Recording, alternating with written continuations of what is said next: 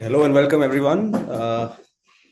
We hope this 1 hour will be power packed with great insights from experts, privacy professionals from the retail world. This ecosystem obviously is really interesting because there's customer data of various form factors. There's presence of an ecosystem expert from the association side. And what we'd like to do is, I think we'll go over this sort of 1 hour. We'll keep Q&A towards the end, which is about the last 10 minutes.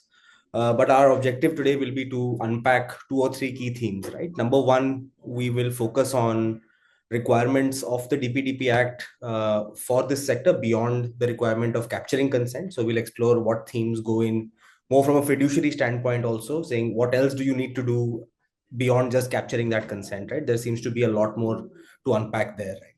We will look at how we can move the needle meaningfully from a compliance sort of framing to the DPDP Act to one around how can we really sort of build user trust with customers, with employees, with vendors, so on and so forth, right? And lastly, we look at, I think, something which is topical to this ecosystem is a large number of vendors, third parties is what the bedrock of this ecosystem really is built on top of, right? And therefore, we will look at nuances of how this could be approached. We hope this session is useful and fruitful for the audience attending. And with that, I'd like to take a minute and would love the panelists to introduce themselves. We can begin with Sriram. We'll go to Harsh and then to Dr. Hitesh, and then I can sort of get going after that. So over to you, Sriram. Thanks, Nikhil.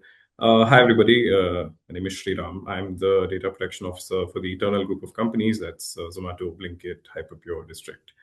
And yeah, I'm excited to discover what new insights we have as a group. Thanks. Thanks, Sriram. And thanks, Nikhil. My name is Harsh Nangalia. I'm the head of compliance for Cars24 Group. And also as of now managing the compliance implementation for DPDP. Looking forward to this conversation. Just trying our best to give the insights on how a data-oriented company is dealing with DPDP. So yeah, quite excited. Thank you so much for this opportunity, Nikhil, and to IDfy. Thanks. Hello, everyone. Good evening. I am Hitesh, Dr. Hitesh Bhatt from Retailers Association of India. I am the Director for Marketing and Communications, as well as the editorial director of a magazine known as Storai. Happy to be a part of this DPDP session. Looking forward to hear from all the experts and learn. Thank you. Thank you. Thank you so much, Sriram, Harsh, and Hitesh. Just for the audience, I'm Nikhil, and I look at this product at IDfy called Privy. I work in the capacity of a product and growth sort of manager here. This topic is sort of close to my heart, given I've been in the trenches building this for over 2 years now, and it's great to always get insights from the ecosystem of people who are obviously not just thinking about what to do, but actually sort of moving the needle and doing real world execution and implementation. I'll begin obviously with, I think the 18-month charter or the timeline is in front of us and looks like it might get squeezed on certain aspects. With that, I think it is prudent for us to really look at almost we're 90 days in and what we should have already done versus what lies up next if we sort of break that 18-month down quarter by quarter. With that, I will segue into our first sort of section, and my question will be to Sriram to begin, sort of kick things off. Obviously, we look at consumer platforms, and from a DPO's hat perspective, there seem to be various requirements, right? One of them is consent, but when I look at what are the key responsibilities, right, that come into play once you've captured consent, right? Essentially, as personal data actually sort of proliferates across products, internal teams, third parties, right? What are aspects that, Sriram, you think the audience should focus on in the context of the first 90 days and then beyond as well? Got it. I mean, yes, consent is sort of the heart of the DPDP Act and also of the existing privacy regime, right? Yes, we have a legitimate exemptions clause, but when it comes to practice, in reality, we all know it's going to be very consent driven. If you've learned anything from the GDPR and how it's been implemented, so building consent is actually sort of the easiest part of the game, simply because of consent is like a flip switch, right?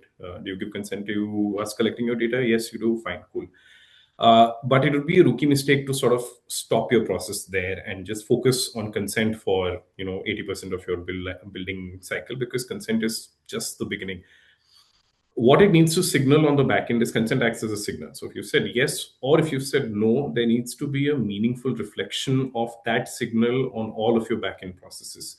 If a consumer or any other stakeholder on the ecosystem, right, for us, it could be delivery partners, it could be any number of people, any stakeholder says yes or no to processing of their data, that assessment then needs to pass on the back end to see whether we are actually actioning that in the correct way. Am I stopping sending you marketing communications? Is your data still being processed, still being stored? If it is it falling under the correct exemption buckets? Things like that. So building that signaling ecosystem where your consent carries the right amount of weight that it needs to, that is part of the big engineering task. And which is why 18 months seemed like it was a short time. 12 months is obviously way shorter than that. So it's an uphill road for, I think, for pretty much all companies, especially if there are any companies where still to get started on the process. And for that consent to have meaning on the back end, you need to know what all data you're sitting on. So anybody who's not started yet, and like then they're taking the 90-day, we're almost 90 days into this process, let's get it kickstarted now, especially if they're going to be squeezing the timelines further. The first thing you need to do is be 100% sure of all the data that you have, conduct like a data inventory exercise, and also do data mapping, which is to say, fine, I know what data is in my system, but where is it stored? Where is it going to? Who are my third parties? What are my weak links in the system? And then ensure that you instill consent in the system as sort of like a uniform, universal language, so that these separate, disparate parts sort of speak to each other and in real time. Because your consent cannot, if I decline consent as a customer today, it should not take effect within my app or ecosystem 6 days later. Needs to be real time. It needs to be instantaneous. If there are non-tech folks who are attending this to get a few takeaways, now is the time for you to sit with your engineers and see if they understand the law the way that you do, because they may not, and see if you understand tech the way they do, because you may not. So it's a lot of difficult conversations to be had in the next few months. I think this is great insights, Sriram. Obviously, the timelines have already begun, and if you haven't started, then probably got a sort of a steep learning curve ahead, like you rightly pointed out. Harsh, I will move to you. We just in the same breath, right? If I were to look at organizations to which this webinar is relevant, right? And when we speak of the retail ecosystem, there's obviously D2C, there's sort of interactions in stores, and therefore just taking a word from what you said earlier, you said, I think the framing that you did was data heavy, or is that of something of that sort that you spoke about? In that context, I understand that Sriram brought in perspectives of, obviously there are competing teams, right? The marketers are known to be data hoarders, and the lawyers come in and they say they point to that and say, please shred this data. If it's no longer needed, let's not sort of hold on to it, obviously with concepts of minimization. So with that breath, Harsh, if you had to sort of with the risk hat on, right? Let's say if we look at this from point of views where people in this ecosystem might struggle, right, to solve for a post consent sort of a work that Sriram just pointed towards. Is there something that you'd like to sort of highlight, Harsh?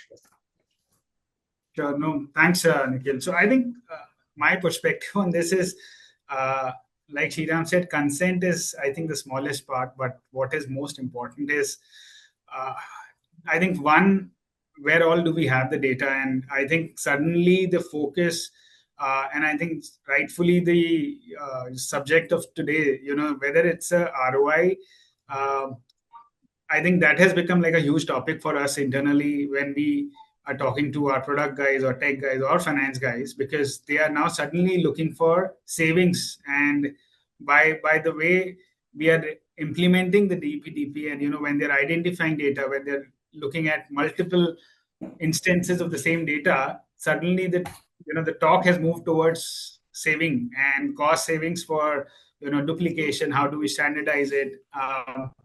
So a lot of lens is on it's more like a data economic problem now. There is a compliance problem, but there is also a data economics. What really is the value of the data which we are holding? I think the queries have started coming.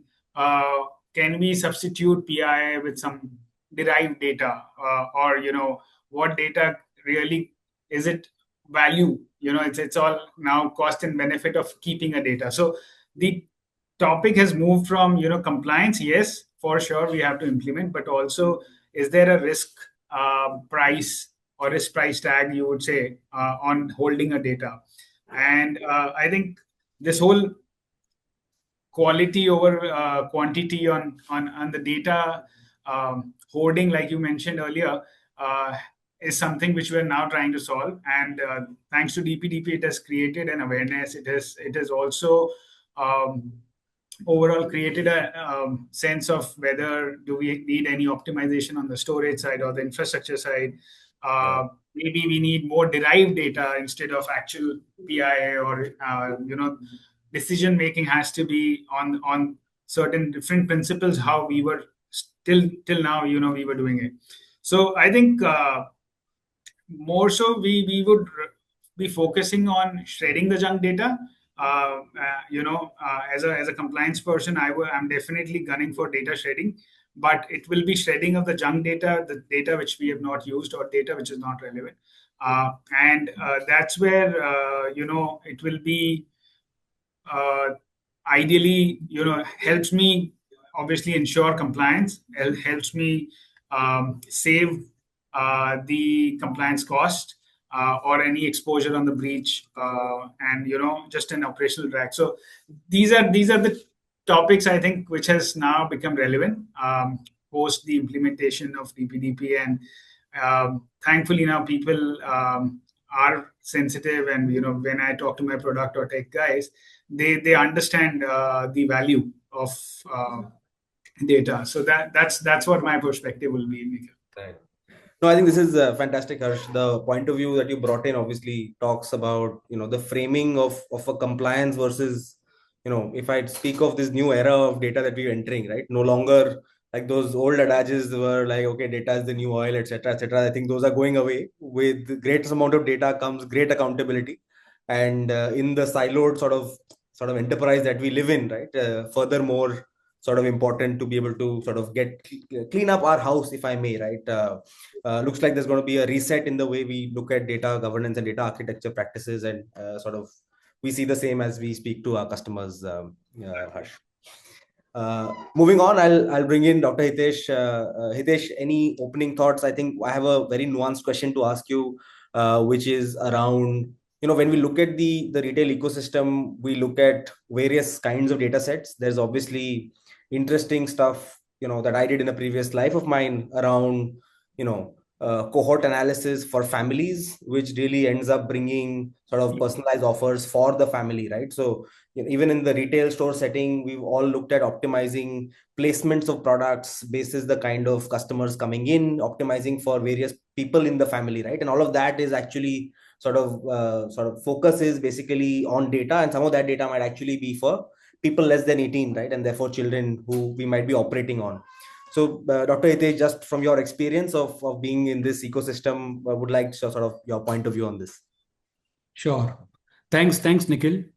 See, retailers today rely heavily on omni-channel loyalty marketing programs.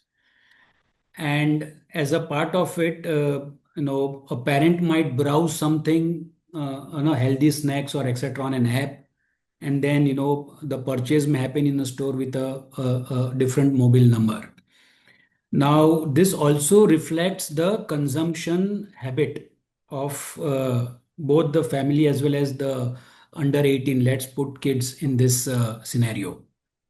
So inadvertently, we are profiling kids, or kids get profiled, but that's not by design, it's by default.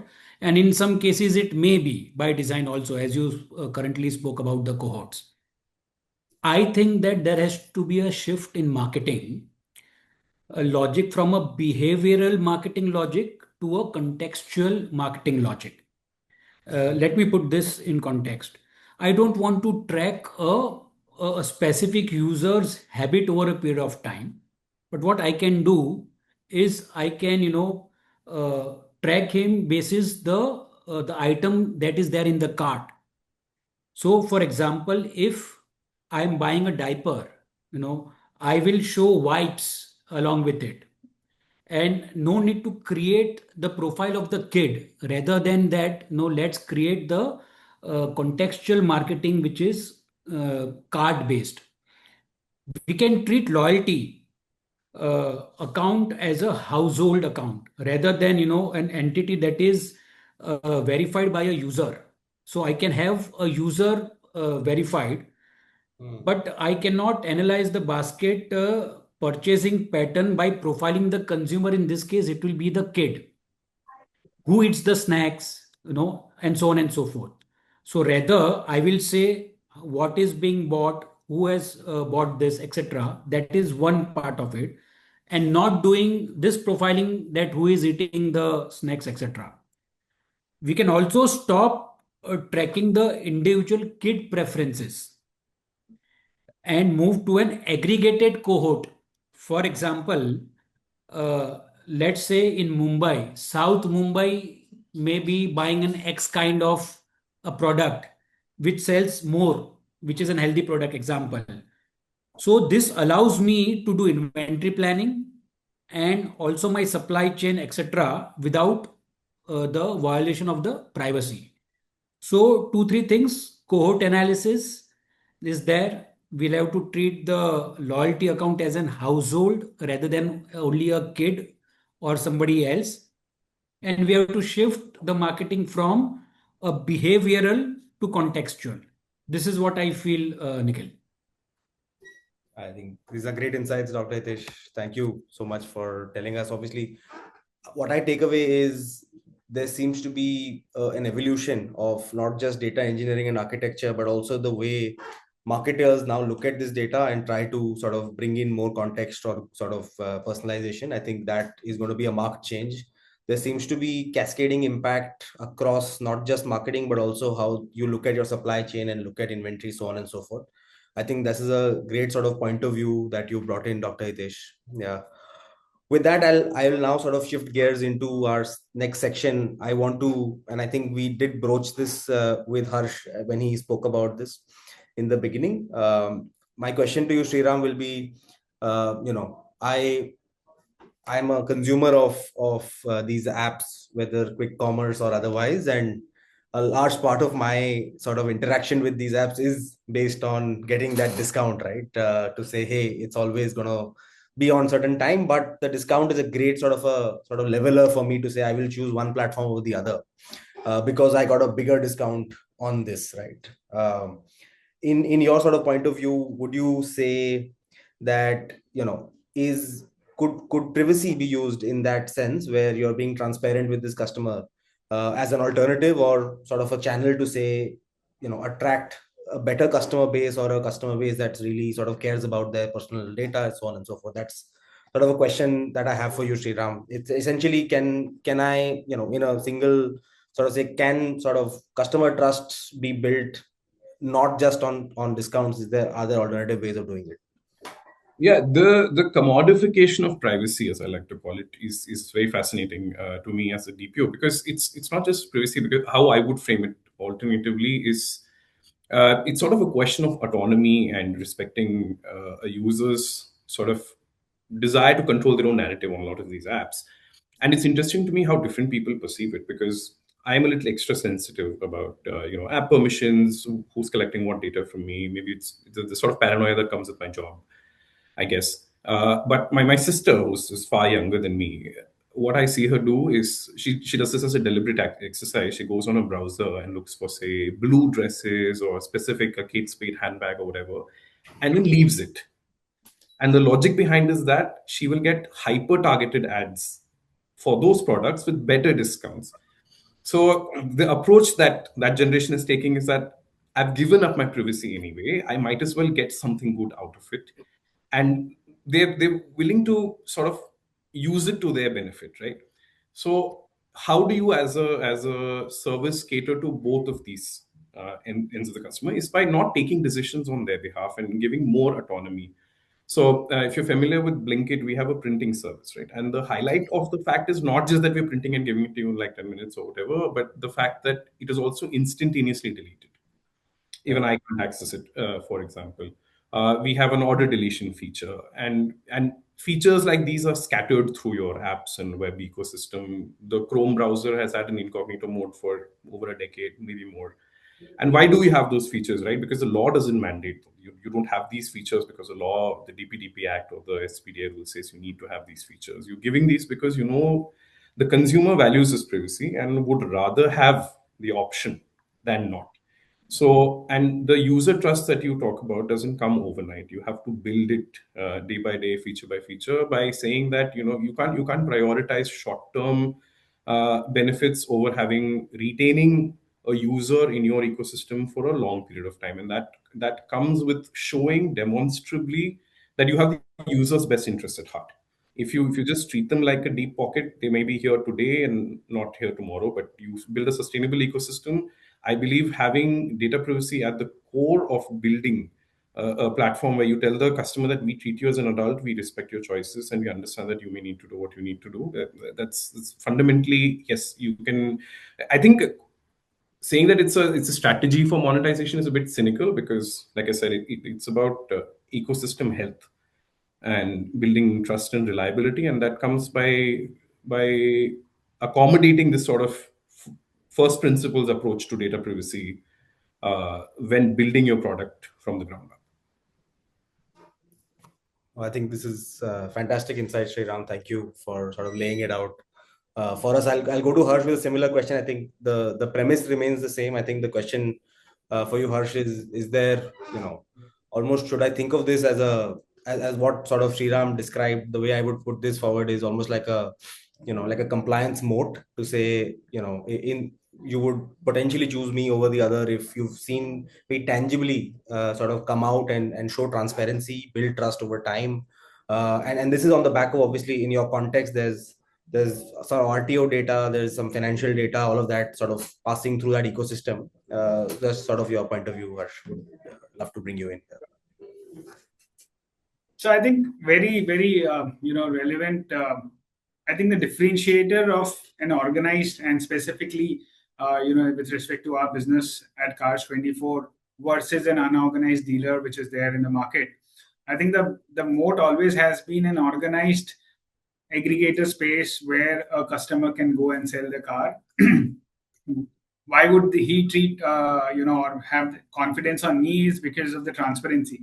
And I think data as a transparency and overall process, when I give them, the RCs or the Aadhaar, these are very sensitive data to each one of us. And they would have to trust me because the process itself of selling a car or even financing, which we do at quite at length, these are all sensitive documents. And I think building that trust that the data which they have shared with us is being taken care. Is not lying on a WhatsApp or is not lying on or is not scattered across. I think that's a very important aspect of a customer dealing with us as an organized player versus a unorganized dealer, I would say.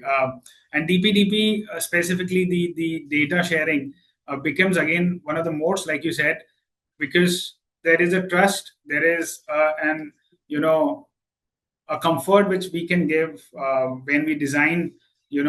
We all know privacy by design has become most famous statement, I think.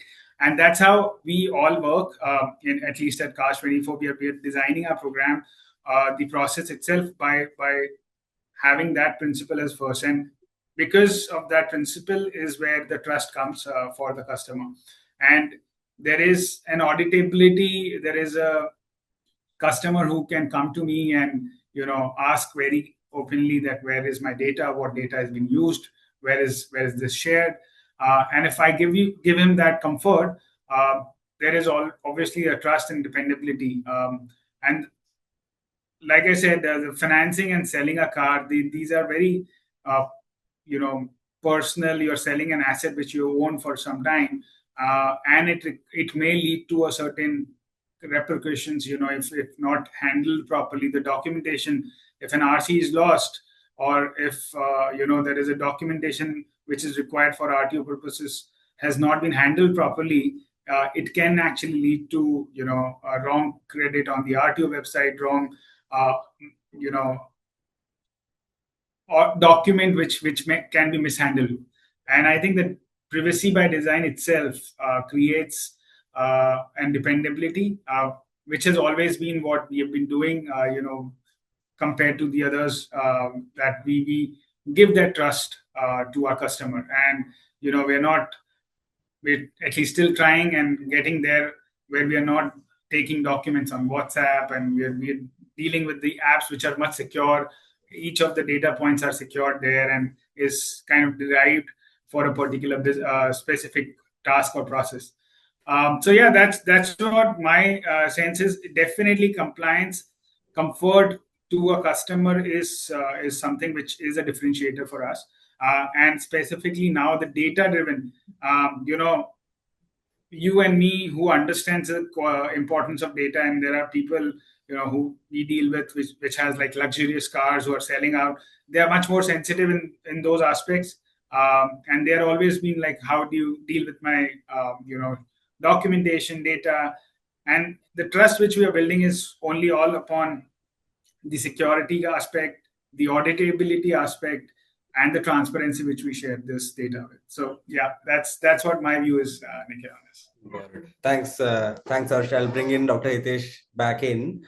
Dr. Hitesh, just from what you heard, obviously there's the retail landscape, in my understanding, is obviously both sort of large organizations, but the real sort of test of this is a large vendor ecosystem, right? There's mom and pop shops which get impacted. There's obviously this happening within sort of the tier one, versus it goes way beyond till tier 3, tier 4, beyond, right? Just from a sort of an ecosystem perspective, from an RAI lens, how do you see this sort of being sort of talked about, right? From a DPDP Act perspective, do you see various organizations now getting more serious to sort of solve this at an ecosystem level? And just sort of what you're sort of seeing in the sort of ecosystem, I'd love to sort of just hear, and maybe for the audience as well. Sure, Nikhil. Once again, I want to bring this point. It's more, contextual over behavioral. Yeah. The moment you look at it from that lens and not the behavioral lens, then you are not profiling. Having said that, marketeers do need data. Now, we want to show the work, as marketers or as retailers. We recommend certain products, but we would like to tell the consumer why you are seeing this particular thing. Because you bought, example, a shoe, you are being shown XYZ related, correlated product. Now, when you start explaining the why behind that, I think the fear of being watched and being profiled, disappears. So this is the contextual part of it. Because that fear will not disappear, and that applies to you, me, and everyone.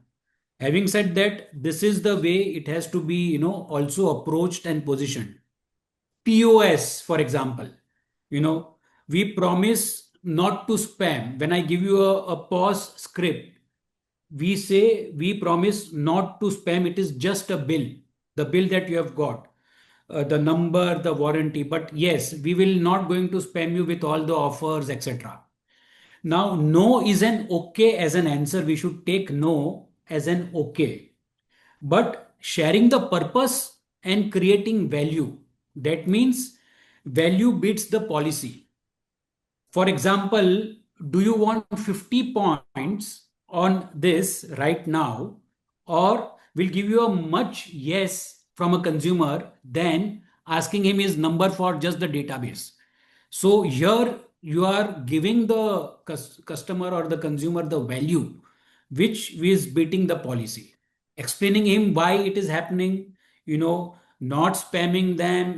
It's just from a cost perspective. Another example. Third, creating value, sharing, something which is immediate, for his consumption will trigger a response which he would like to go for it because there is a value that is attached to it, rather than just taking the example of mobile number and keeping it for your database and then spamming them, which should not be the case. So I think all these things and these couple of these examples, and we can have many of these, but this friction, this openness, and this contextual marketing needs to come in rather than behavioral profiling. Got it. I think what I captured is obviously when we even think about reading the act and saying, okay, there seems to be two ways of doing it. I could either just do, hey, bare minimum compliance, but I anyway need to embark on this. Is there a way that I could really bring value to the organization, to the customer, to sort of, so that I could then sort of stand in front of my sort of DPB or equivalent, right? And really say that, I did all that I had to do in a rainy day that might sort of save us if I really sort of put that sort of lens on. So this beyond consent approach, is the secret to maintaining your, checkout speed in the privacy first world. That's right. Awesome. I think just to sort of summarize and what I took away from this sort of round of interaction is, and I understand there's obviously a technology part to it, but there's also people in process who get involved, right? So even if you don't sort of, it doesn't percolate till the POS example that you were giving, Dr. Hitesh, I think to say on ground, if it's not percolating, then maybe while it's privacy by design, when somebody thought of it, maybe it needs execution muscle. And in my sort of understanding, it's all three: people, process, sort of technology that come through. Yeah. I see a lot of questions coming through. Please continue to send questions our way. I think we will cover them after we finish the last segment, and then we will do Q&A towards the last few minutes. Moving on, I think just speaking of this sort of percolating to the last state, I think what is most obvious to us is, from a fiduciary hat, looks like obviously we need to be cognizant of the principal's rights, and to ensure that they materialize, looks like there's a large vendor slash third party ecosystem existing on both sides of a platform like Zomato or Cast24, right? There seems to be upstream I would say interactions which are happening directly with the customer or through partners for various products. And then on the backside, there's a bunch of obviously restaurants and delivery agents and so on and so forth. There could be third parties. So Sriram, just bringing you into the discussion, let's say you pass on certain data for analytics or for training some models for some of your providers, right? And what sort of controls do you think should be in place to, now let's say I am one of those vendors that comes in, and on the back of the data you pass on to me, I go ahead and train one of my models, right? But later the customer comes back and says, go ahead and delete my profile and I don't need anything to do with you. Now there seems to be some things that have happened and materialized that are, you can't really replace or ask the model to go back in time and sort of change it. That's just one example, but more from a broader sort of vendor risk or third party management perspective, if you'd like to come in and talk about what are some best practices that you see happening around you. If you want to hear all my thoughts on third party risk management, we'll be here until tomorrow morning. Because it's obviously one of the most complex, nuanced things. There are no easy solutions there. There's a lot of things held together by duct tape. That's how the whole thing is. So if I sort of have to really boil it down to the basics of how you have to go about your third party risk management, one is you cannot leak data that you don't have, right? So the cleanup that needs to happen is that you make sure you know what third parties exist within your ecosystem, within your framework, whatever, and what data goes to them or what data is sitting with them, and make sure that unless it's absolutely essential for the service they are providing to you, you don't provide that data to them, right? And this is at the pre-data sending stage. Like if that data does not need to be with them, don't send it to them. When the data is already with them, and the SPDA rules are surprisingly forward-thinking on this aspect. They say you can't share data to a security posturing that is less than your own. The security standards need to be equivalent if you're going to be sharing data. So to protect the data that's already with the third party, your infosec posture needs to be super crystal clear, very functional, very efficient, to make sure that the data that's going out is being stored. Because you may have the world's best security standards, you're unhackable, sure, whatever. But if one of your vendors out there, is sitting on an unpatched version of Windows XP, then it's as good as your entire system being exposed. And thirdly is your contractual management of this. A lot of what you're talking about, see, contracts are not waterproof. So I hate coming up with saying that, okay, let's just put it in the contract and call it a day, because how enforceable is it, right? But at the end of the day, if you've not ring-fenced your stuff contractually, that's a very sort of primitive level failure. And you need to, and what I've also seen in terms of evolution of contract review from the day I started off as a lawyer to where we are today, you can't just say that, oh, here's an indemnity clause, right? We're good. You can't. I am now in all the contracts I have with my vendors, I specifically draft and put in a AI and ML training solution saying the data that I'm sharing with you, I only have consent for processing it on my end. You may need to do additional processing to render the services that the customer ultimately benefits, but none of this needs your AI model to be trained based on customer data I'm sharing with you, right? We have to ensure that there are specific opt-outs for that, and that we've opted out of it. That the business, so because the business folks who are negotiating these contracts may not understand data privacy regulations, for example, and you have to also then is a classic dilemma of everybody who's handling business, right? Does everything come to legal's desk? You have to put in a sort of SOP in place to make sure that you're looking at all the contracts, making sure those contractual provisions are actually worth something, and you're not just saying that. Because also there's a big problem with indemnity provisions now with DPDP in context, because how many of your vendors can afford to indemnify you for 250 CR? Yeah. It's an unrealistic. It's as good as not having an indemnity clause. So these are how I like to operationalize the very basics of third-party risk management disciplines, by making sure that this data minimization and what data goes out. We have an infosec team, fantastic team, that sort of make sure that we are only sharing data with those who have passed our internal standards. And I like to make sure that the contracts are watertight and we negotiate hard. If anybody in the audience has had the chance to negotiate against Zomato on a contract, they'll know that we don't compromise on things like this. So I think these are the bare minimum you can do to sort of protect your rights. Yeah. No, absolutely. I think this is a fantastic point you made, to say that, not everything can be left to just a contract. I think there's means and mechanisms to enforce that governance beyond just writing sort of some English in a contract. That could be part of the process. It could be part of negotiations, so on and so forth. And just passing on like indemnity or liability is not going to suffice. And with that, Harsh, maybe I'll come to you. The way that I understand this ecosystem, there seems to be, and more so for sort of retail or digital native sort of ecosystems, you seem to be dealing with sort of third parties or vendors who might be sort of tech first, if I may, right? And that's sort of one sort of interesting nuance. In an alternate world, there might be a large amount of vendors who might be sort of, I think, skewed with a long tail and may not be sort of tech forward. So does that impact the way you look at governance beyond contracts, is my question number one to you. And I'll follow that up to say, when you are trying to obviously now bear the sort of the brand risk hat, right? Now, if at all one of those vendors now sort of leaks some data or sort of does some processing which is outside their realm, right?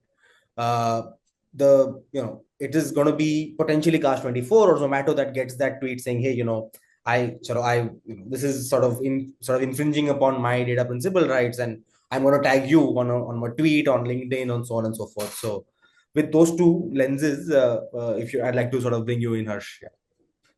Yeah. So I think, just tagging along with what Sriram mentioned, I think the importance of that infosec process overall, and the controls which you build while sharing any sort of a data set, you won't end up doing everything on your own. You will always be using a third-party service providers, and hence there will always be a sharing of data with them. And with DPDP, it doesn't. So the accountability will always be with us, right? As a data fiduciary, they obviously are the data processor, but ultimately, if there is anything which goes bad, which goes down, it will be us who will be accountable. It will be us who will be penalized. So I think the infosec part definitely is something which plays a huge important role.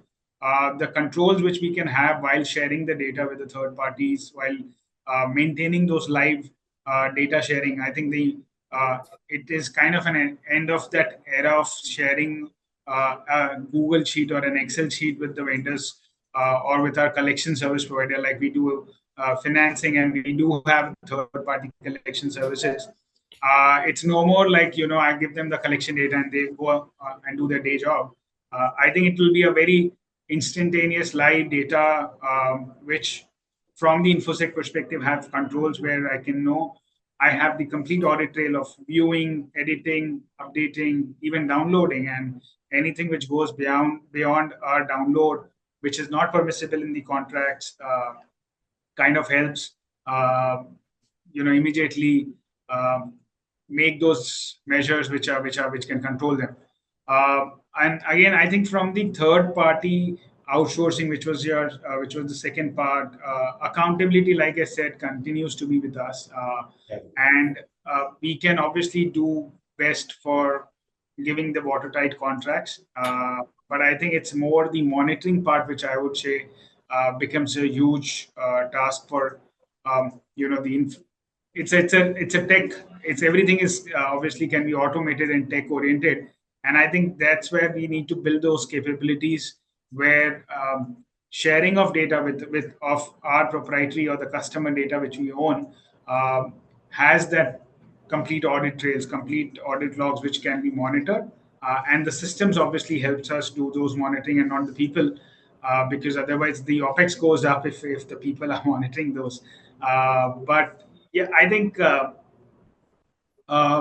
it's just how you kind of share the data. You have those controls where you can instantaneously, if you see any non-compliance or observance of anything which is beyond what was required or committed, you need to have the control where you can like do a kind of a kill switch with sharing the data, and these are the controls which you will have to build. I think vendor audits were always there, but it was more about the servicing. I think now it's also about servicing plus the data oriented audit. How much are they really relevant to them?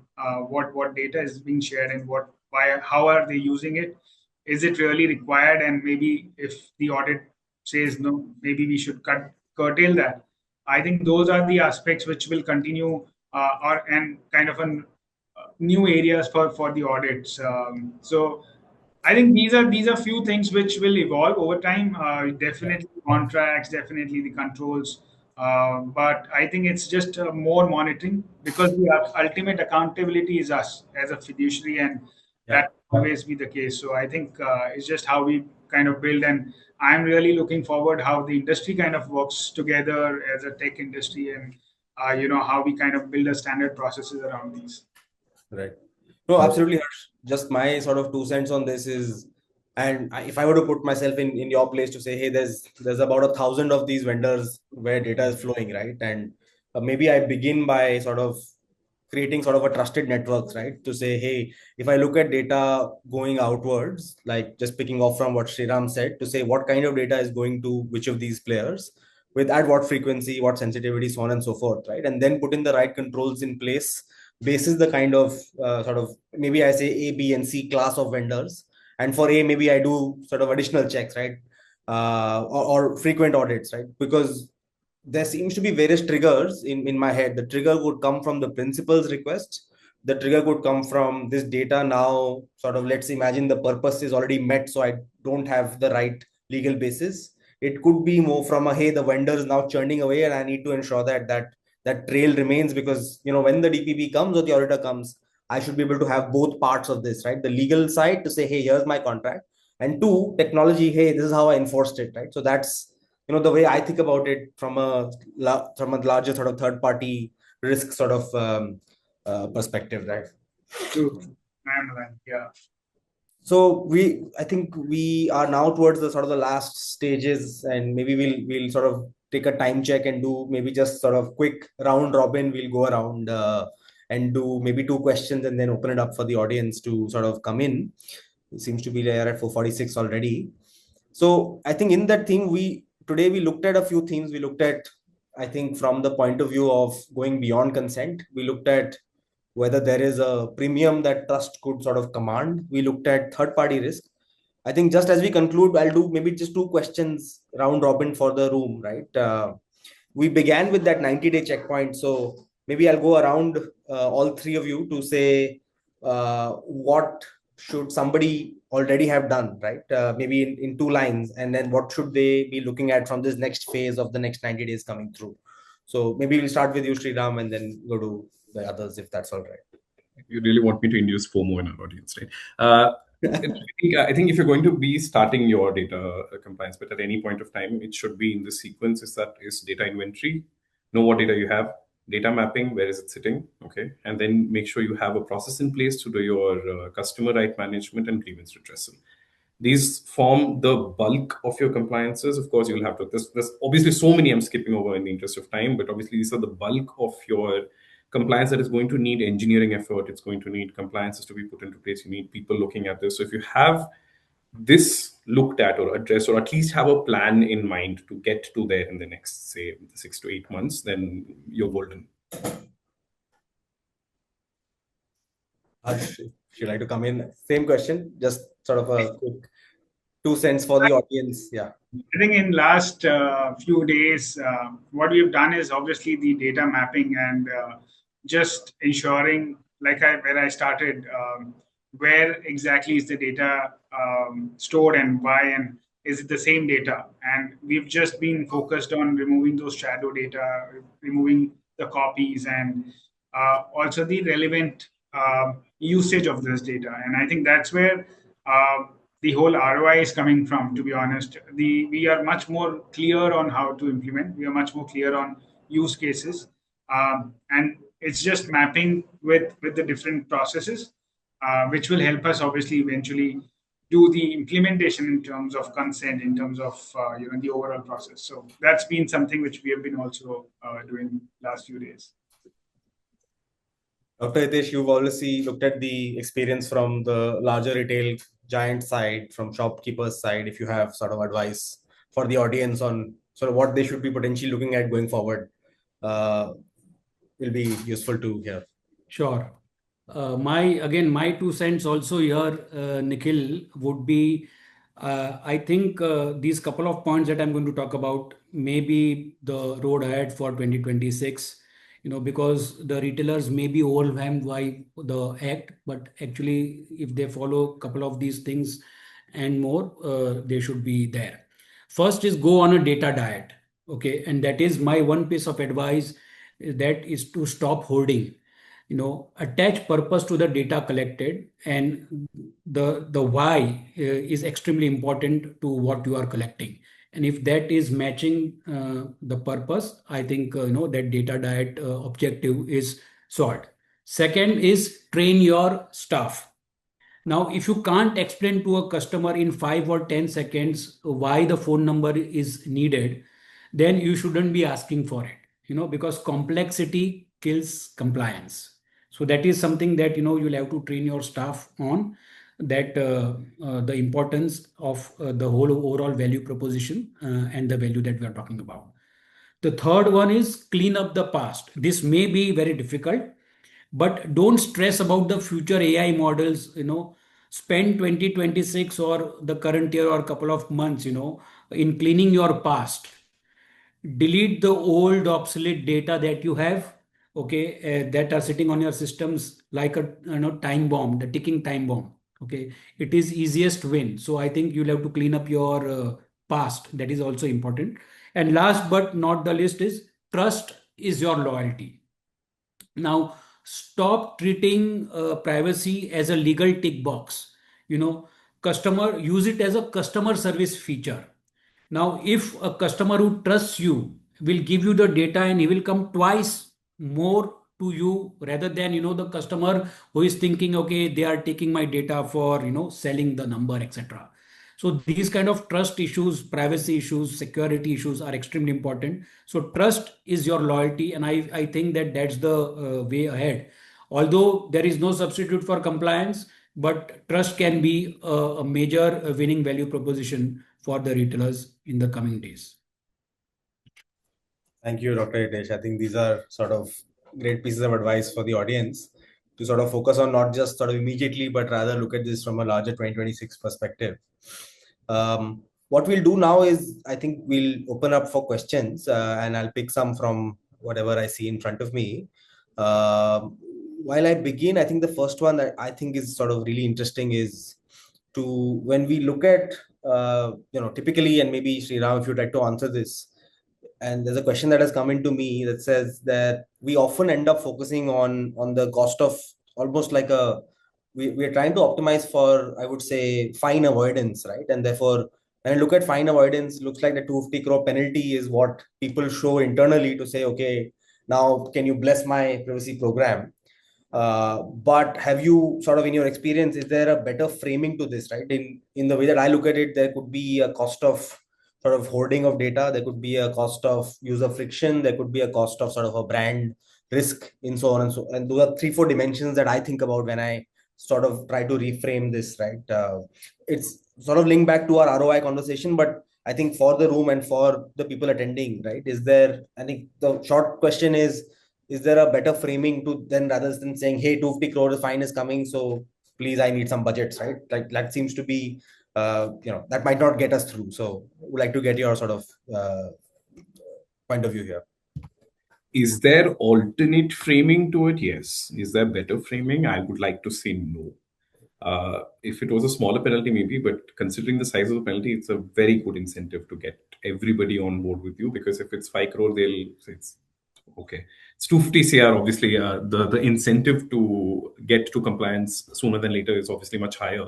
But that being said, yes, like we touched upon our very first question, right? We also want the whole ecosystem to be privacy first, irrespective of compliance, because that's where the world is heading towards.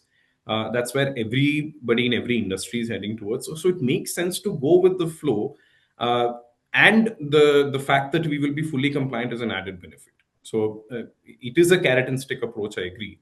And there is nothing going to be as strong a motivator as having 250 CR off the table as a potential risk. But at the same time, having a better and more forward-thinking, forward-facing user experience is also an added benefit. Because we have to look at it from not just a customer. I know it's a very customer-centric conversation we end up having, but there's a far larger ecosystem, right? And any modern app is going to have your merchants, your delivery folks, your gig partners, right? Your off-roll workers, your customers, your employees. There's a lot of people involved. So it is just ultimately beneficial and more sanitary, in my opinion, to be privacy first.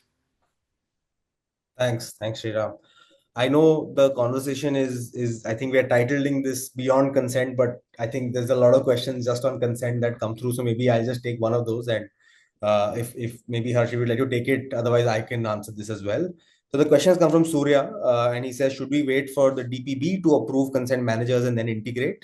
Or do you think there will be sort of a window separately provided, right? So the question is, should we wait for this entity of a consent manager to be created and then we think about solving for consent, or should we already have solved for it rather, right?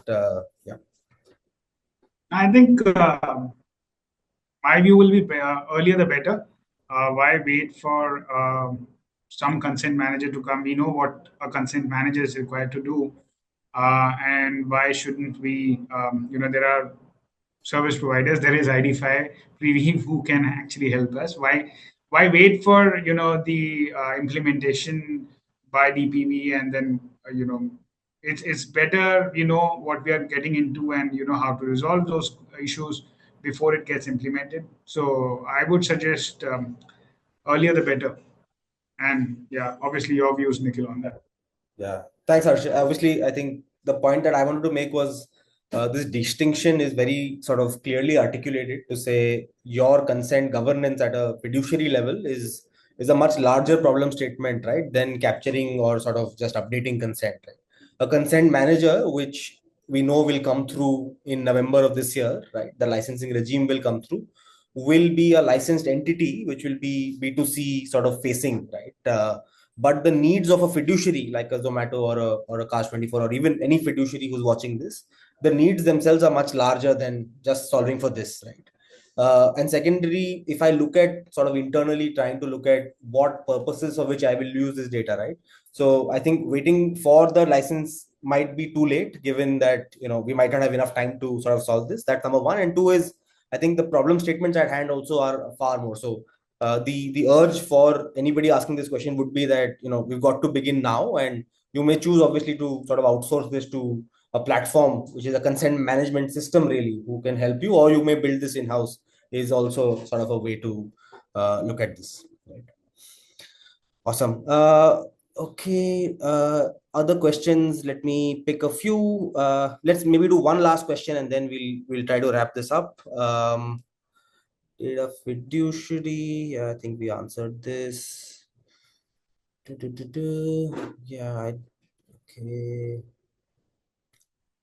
This is true. Personal documents. No, we did this.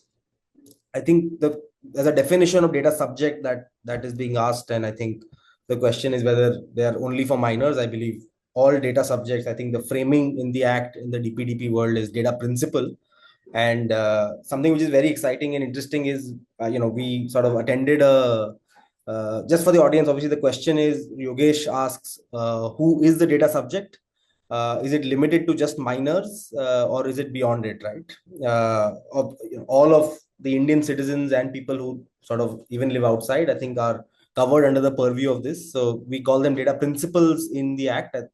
And just in a brief interaction with Justice Sri Krishna, and he was talking about just the idea around why in the Indian law we looked at this not from a data subject but a data principle, right? I think the wording also is a little more empowering to say we are not subject to. It seems more from a colonial hangover perspective. So I think the word data subject has gone out and data principle has come through. So just that on a lighter note, I thought I'll mention this that had come up in that interaction earlier.